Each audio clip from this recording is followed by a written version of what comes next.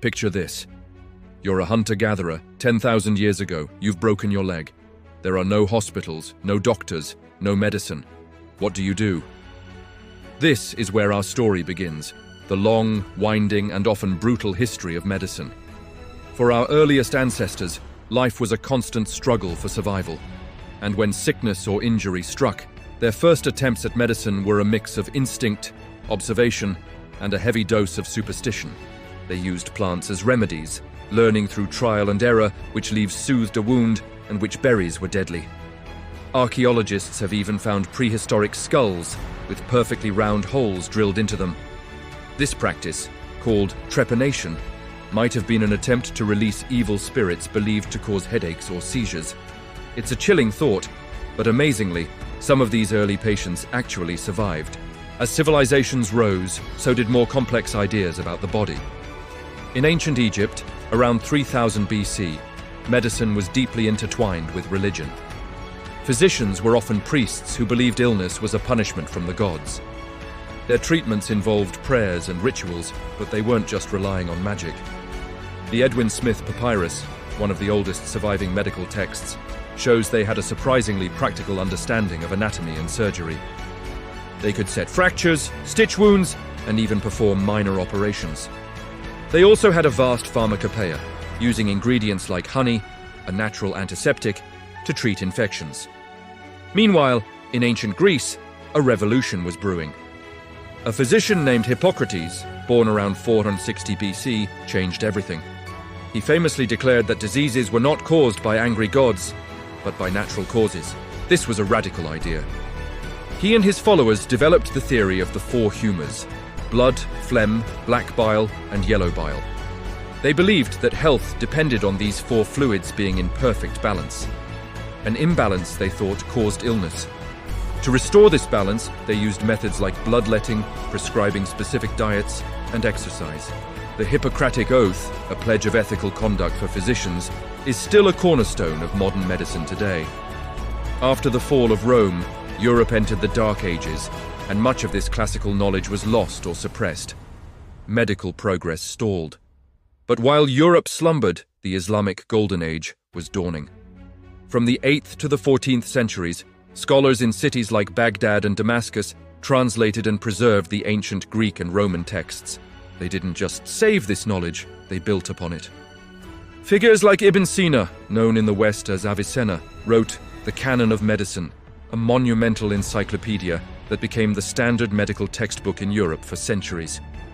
They established the first true hospitals with separate wards for different diseases and pioneered fields like ophthalmology and pharmacology. Back in Europe, the Renaissance sparked a renewed interest in science and the human body. Artists like Leonardo da Vinci secretly dissected human corpses to understand anatomy, creating breathtakingly accurate drawings. But it was Andreas Vesalius, a Belgian anatomist in the 16th century, who truly revolutionized the field. His book, On the Fabric of the Human Body, corrected hundreds of errors in ancient texts that were based on animal dissections. He showed the world what the human body actually looked like on the inside, paving the way for modern surgery. The 17th and 18th centuries brought a cascade of breakthroughs. The invention of the microscope by Antony van Leeuwenhoek in the Netherlands opened up a whole new, invisible world. For the first time, humans could see bacteria and other microorganisms, though they didn't yet understand their link to disease. Then, in 1796, an English country doctor named Edward Jenner made a remarkable observation. He noticed that milkmaids who caught cowpox, a mild disease, didn't seem to get the deadly smallpox. He took a daring step, inoculating a young boy with pus from a cowpox sore. The boy became immune to smallpox. Jenner had just created the world's first vaccine, a discovery that would save countless millions of lives. The 19th century was the age of giants. In a Paris hospital, Louis Pasteur proved that those tiny microorganisms seen under the microscope were the cause of many diseases. His germ theory of disease was a seismic shift in medical thinking. It led to pasteurization, a process to kill germs in milk and wine. Building on this, Joseph Lister, a British surgeon, pioneered antiseptic surgery. By cleaning wounds and sterilizing surgical instruments with carbolic acid, he dramatically reduced the terrifyingly high death rates from post-operative infections. Suddenly, surgery went from a gruesome last resort to a life-saving procedure. And let's not forget the discovery of anesthesia, which finally ended the unimaginable agony of surgery without pain relief. As we entered the 20th century, the pace of discovery accelerated at an astonishing rate. In 1928, a happy accident in a London lab changed the world forever. Alexander Fleming returned from vacation to find that a mold had contaminated one of his Petri dishes, and wherever the mold grew, the bacteria had died. He had discovered penicillin, the first antibiotic. This miracle drug and its successors would conquer bacterial infections that had plagued humanity for millennia, from pneumonia to syphilis. Around the same time, we unlocked the secrets of vitamins, conquered diseases like polio with vaccines, and developed complex procedures like organ transplantation and open heart surgery. And that brings us to today. We now live in an era of medical marvels that our ancestors could only have dreamed of.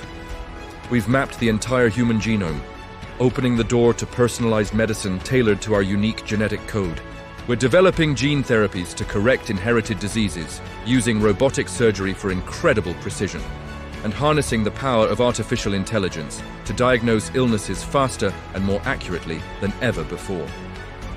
mRNA vaccines developed at lightning speed have helped us combat a global pandemic. From a shaman AS chant in a smoky cave to a robot-assisted surgery in a sterile operating room, the history of medicine is a testament to human ingenuity, resilience, and our unending quest to understand ourselves and conquer the ailments that afflict us. The journey has been long and filled with dead ends, but with each generation, we build on the knowledge of the last, pushing the boundaries of what's possible. The story of medicine is far from over. It's being written every day in labs and hospitals around the world. Thank you so much for watching. If you found this journey through time as fascinating as we did, please hit that like button and subscribe for more animated histories. See you in the next one.